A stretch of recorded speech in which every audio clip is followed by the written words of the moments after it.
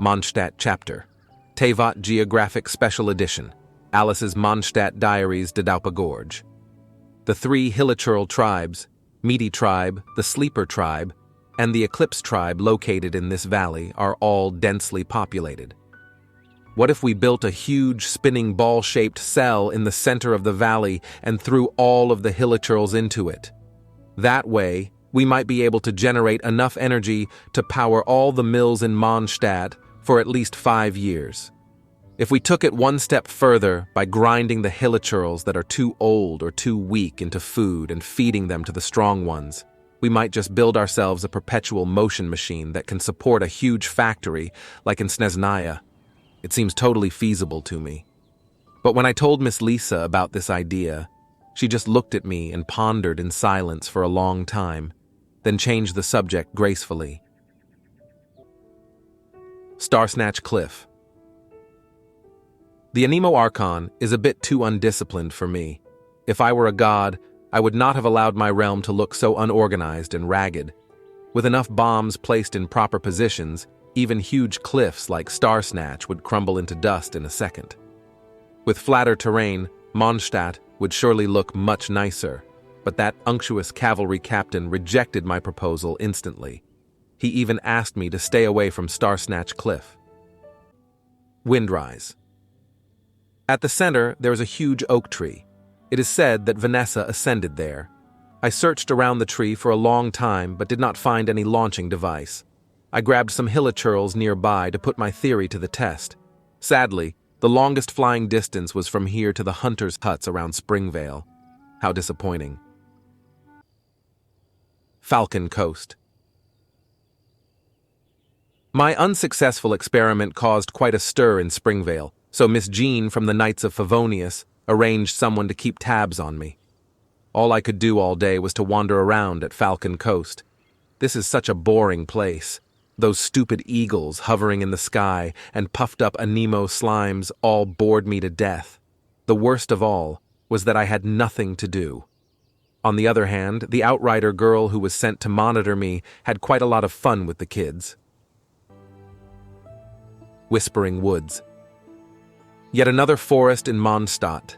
This outrider named Amber seemed to know her way around this place. The explosive toy she carried around caught my attention. With some tweaks, I could turn it into something that could blow this forest and even the nearby mountains into smithereens easily. My proposal seemed to scare her, but an explosive stuffed toy is indeed a brilliant idea. I must try it out next time. Bright Crown Canyon. I finally got rid of that stalker from the Knights of Favonius. This valley I found at the northwest coast of Cider Lake is still guarded by ancient mechanisms, but the soldiers responsible for holding the pass for the King of Gales were nowhere to be found now. All the winds of time had left behind were the unintelligent Hilichurls and silent mechanical guards. My attempt to control ruin guards with Hilichurls failed as well. The guard split into pieces, and as for the fate of the Hilichurl strapped onto it, I will spare you the gory details. Half of the ruins were also destroyed in the process. Storm Terror's Lair. Bright Crown Canyon leads to this huge ruin of an ancient city, which was built by the cruel king of Gales, Decarabian. The city was built in a ring shape. It seems that every resident of the city had been arranged their own spot between the inner and outer rings. Right in the center of the city was the tall tower where the King of Gales resided. The ruins of the domain of this cruel king, who once tried to control his people's lives, are now utterly deserted. I blew up a few arcades so people can climb up the tower more easily. Looks quite good to me. The ruin feels more ancient now. Liyue Chapter, Teyvat Geographic Special Edition, Alice's Travels in Liyue Dihua Marsh. The northern stretch of the Bishwe River turns into a wetland. If you look south beyond the stone gate, you will see a silvergrass marsh as far as the eye can see. At the southernmost point of the marsh is an inn sat atop a giant rock. That is the Wangshu Inn, the highest point on the entire marsh. Look south from there and you will see the Gili Plains. You can also make out the Guyun stone forest across the sea. Also, there's a weirdo staying at the inn on the top floor. I don't think I've ever heard him say a single word. Lunch is a true feast at the Wangshu Inn. The kitchen is equipped with every utensil you could imagine, perfect for getting some practical alchemy experience. On the topic of alchemy practice, I've got a few new things to test out in my search for an explosion catalyst. If everything goes smoothly, I'll spend a few more days here, then head to the Gili Plains.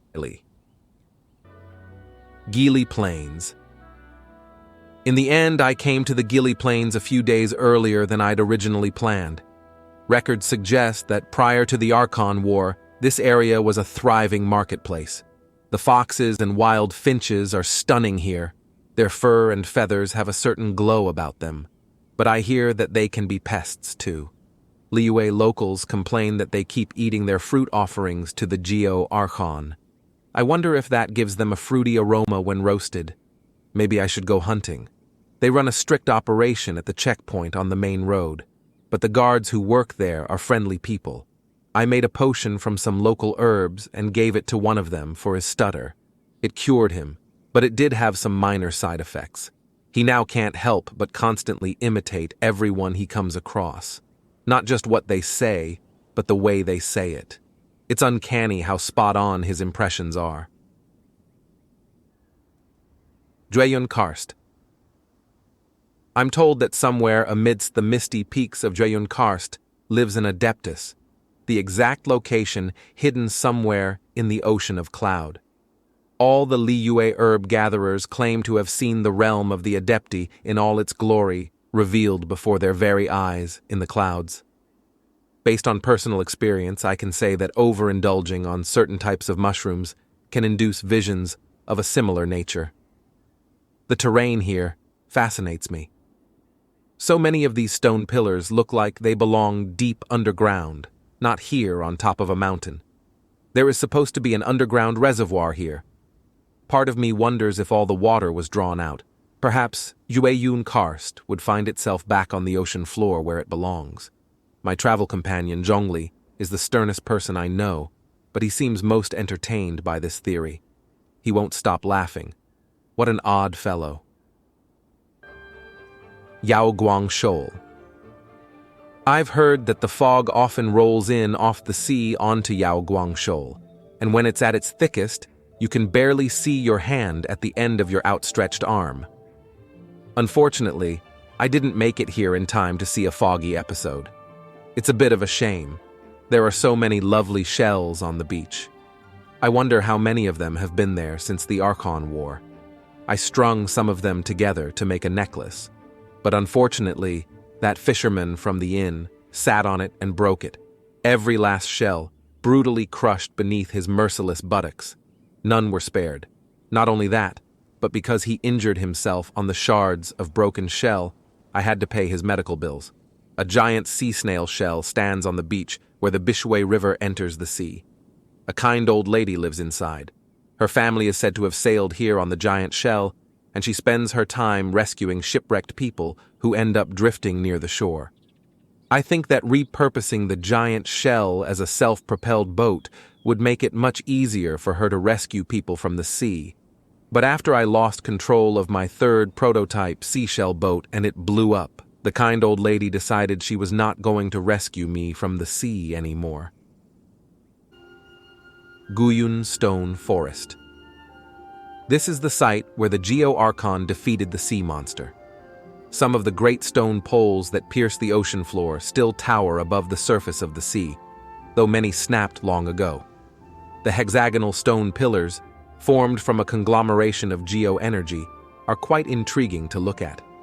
Viewed from above, one gets the impression that they were deliberately arranged in their current form to make a specific shape on the ocean's surface.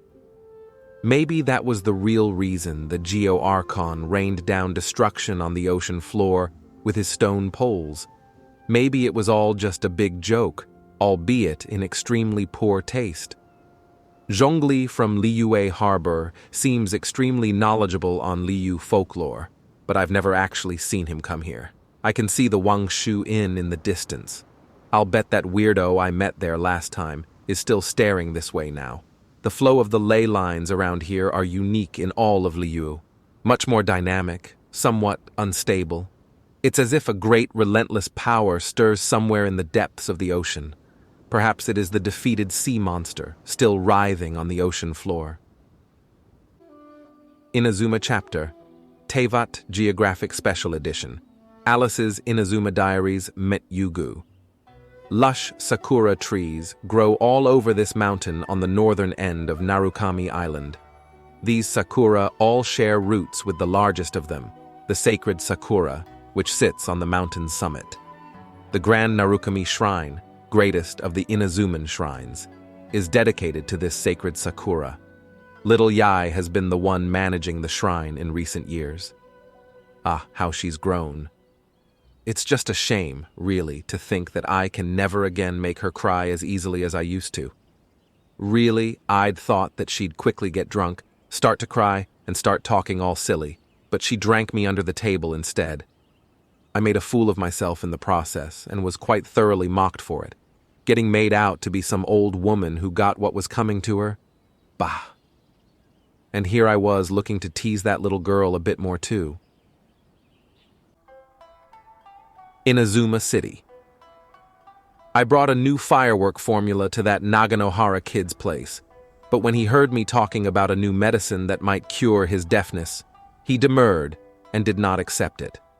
This kid is ever the conservative about explosives, always diluting them to the point where they cannot cause any obvious physical changes to the environment, and always relying on the combustion of different metals to produce monotonous visual effects. And he only does tests inside his workshop. I mean, come on, where's the fun in that? Ah, such a waste, such a waste. Now, as for his daughter, Yoimiya, she's an interesting young lady. We collected a lot of sweets during the festival and tried all kinds of new formulae out. That was so much fun. And then we got packed off to a deserted beach by the fire brigade. Something about new rules with which to keep the peace in Inazuma City, or something similarly silly. We discussed a lot of new ideas, and she even gave me some constructive feedback. A talented kid, this one is. If the paradise I made for Klee also had one of Yoimiya's fireworks performances, that would have been perfect. It's just a shame that that grumpy general kept too close an eye on us, or else I'd have helped Yoimiya improve some of her gadgets, or even spirited her away. This reminds me of the time, not long ago, when I was preparing a medicine that would allow for flight in the Imperial kitchen. It blew up due to a mistake of mine, injuring a young Tengu warrior to the point where her left wing would have needed, say, half a month to recover. I had wanted to help her patch the wound up, but it seems as if she's been avoiding me ever since. Well, I left her some medicine all the same, just to see how its effects would turn out. After that incident, it seems that person who spends all her time holed up in Tenshukaku has sent some soldiers specifically to watch my every move. I mean, that's a bit much. I even apologized right to her face, but she just won't let up. She was the one who'd allowed me to conduct experiments in the Imperial kitchen in the first place, you know? Also, Ms. Kamisato declined my idol group invitation for the 6th time running. Ah, what a disappointment.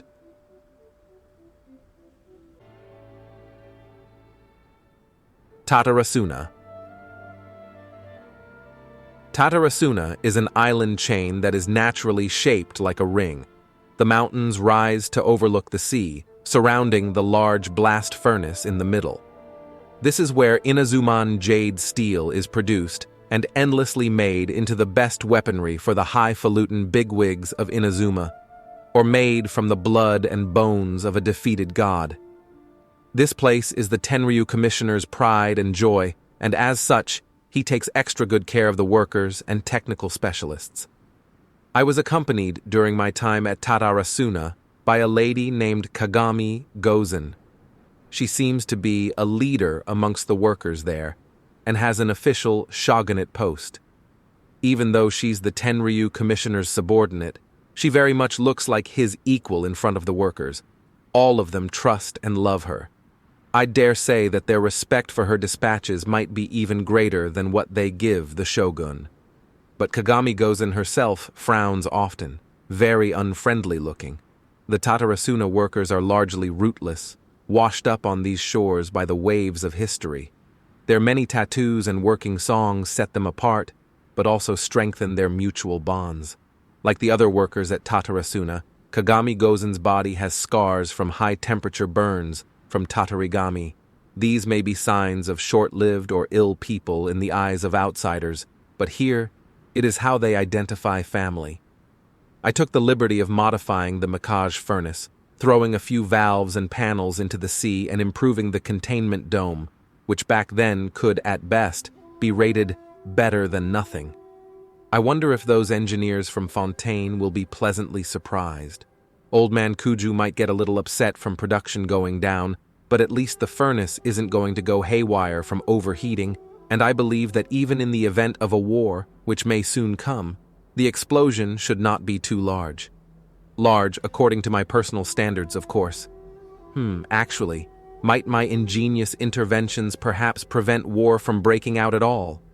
Well, I for one would be more than pleased to see the expressions on those astrologers' faces when their predictions come to naught. Ha!